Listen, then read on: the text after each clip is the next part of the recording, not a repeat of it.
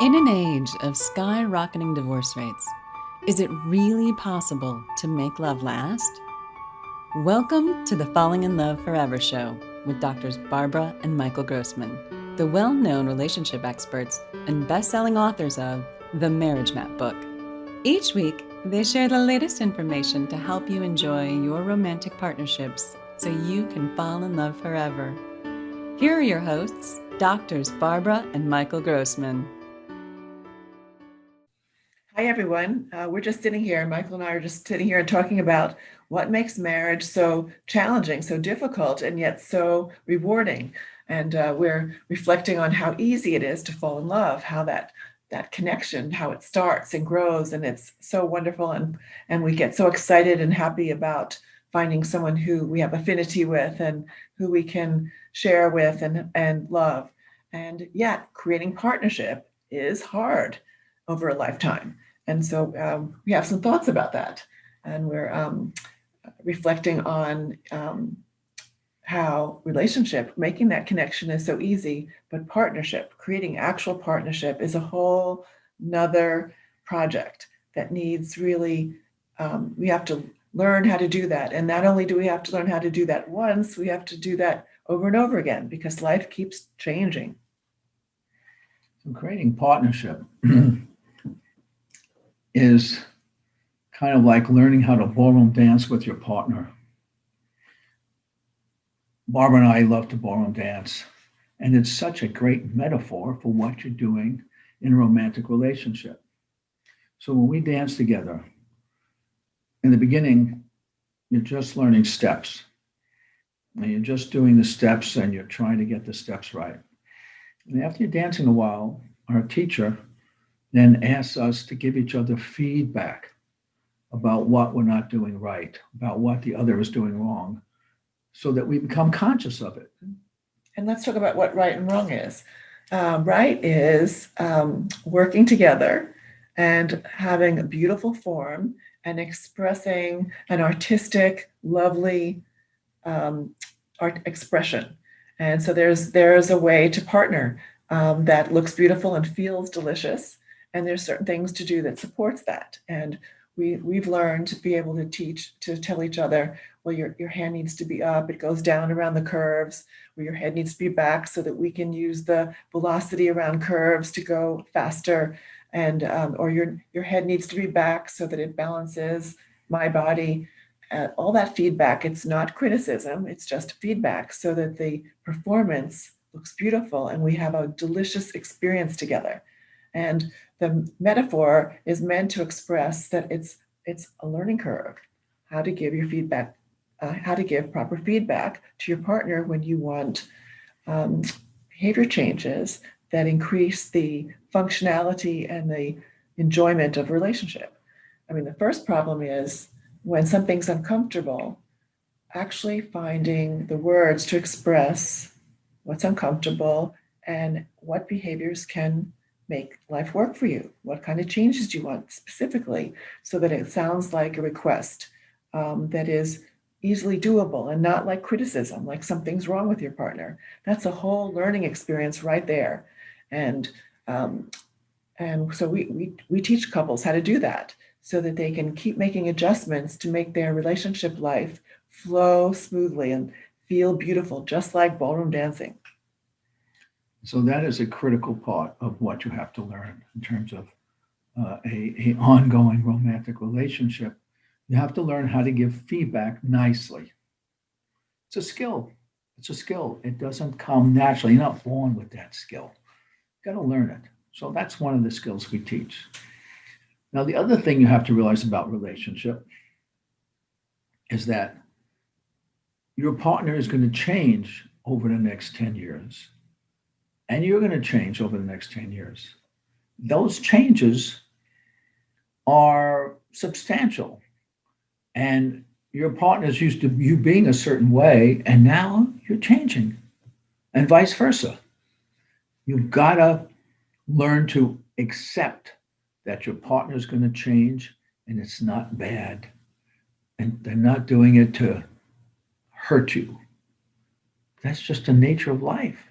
people grow and change. Of course, you have to learn how to share the changes, share what you're learning about yourself, share how you envision your life going forward so that you can enlist your partner's support and enthusiasm so that you can both grow and learn together. And even change in one partner can stimulate change in another partner. So it can be, it'll help you in your development as an individual and as a couple. And it's exciting. You don't want to stay the same your whole life. That reduces the amount of how much you develop your potential, and you want to be able to do that and stay connected to your partner. And it's very important to recognize that in the beginning of romantic partnership, everything is automatic. You just love everything about your partner, how they do this and that, and they love everything that you do, how you do this and that.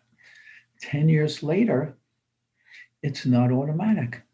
You've got to have these skills to understand how your partner is being now, what works for them, what doesn't work for them. And that's something that you can only know by really listening to your partner. You've got to have the skills to be able to listen because they're going to grow and change, and you're going to grow and change. And that's, again, you're not born with that skill. But if you develop it, then you can really appreciate who your partner has become, and you can allow them to appreciate who you've become. And then you have a partnership that grows and develops. And their conversations can help you make the adjustments so that you can support each other in the ways that you develop over time.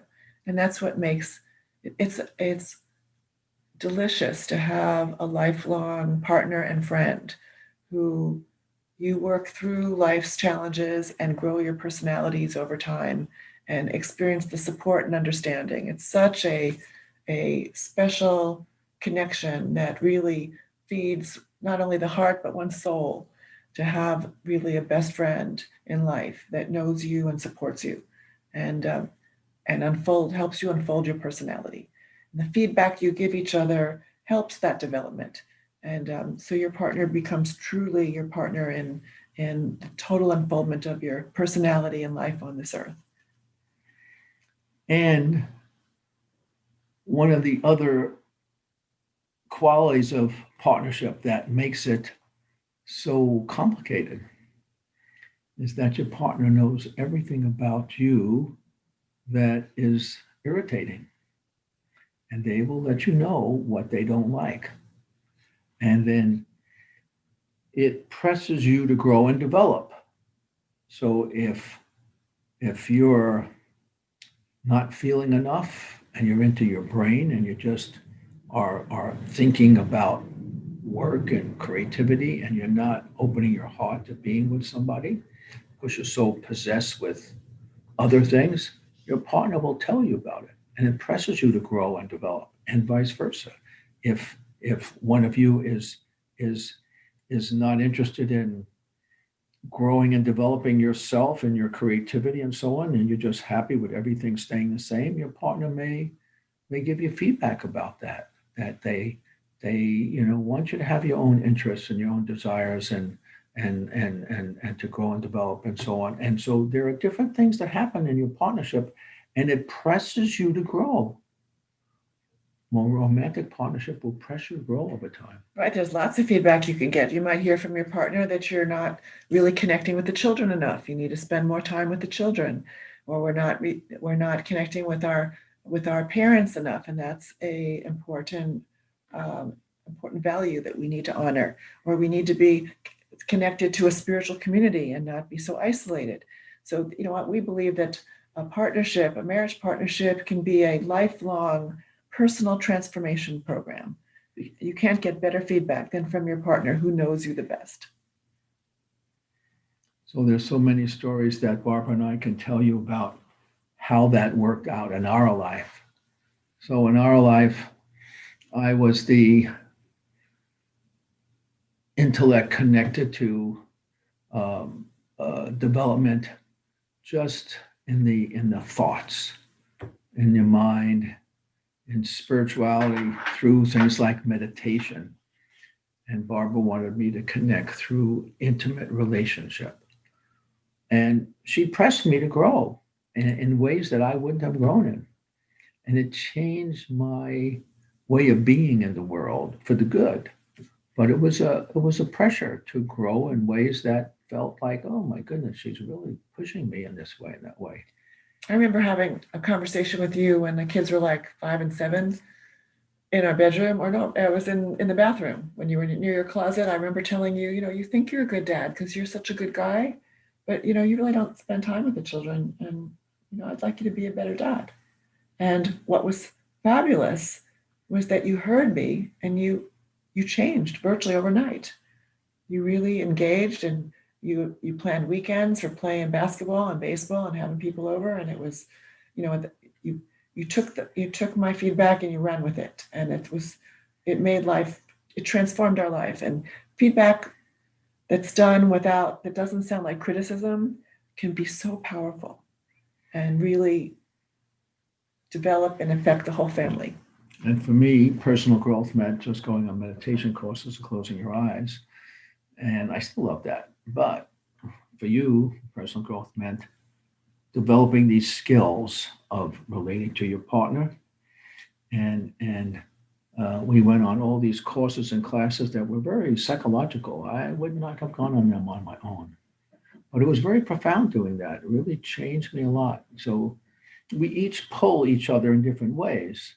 And I pressed Barbara to, go ahead and to get her degree in counseling and do counseling and come in my office and open up being in my office and doing her work there.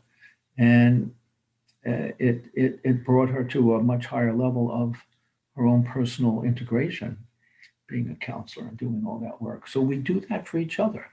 So why marriage is so complicated, as we described it, you grow and change so much that your partnership is no longer automatic.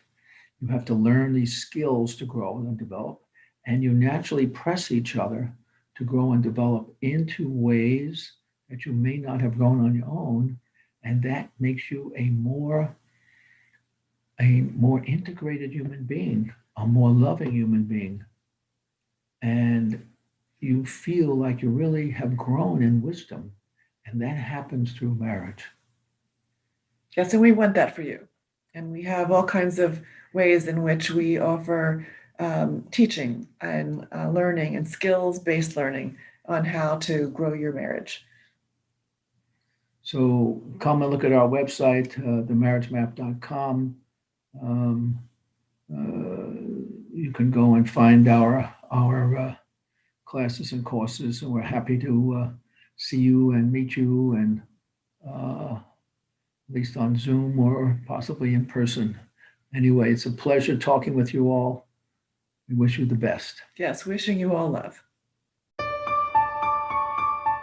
Thank you for watching the Falling in Love Forever show with Doctors Barbara and Michael Grossman. Join us next week for another informative discussion to help you keep your love alive. Be sure to visit us at themarriagemap.com or find out about our relationship classes at fallinginloveforever.com.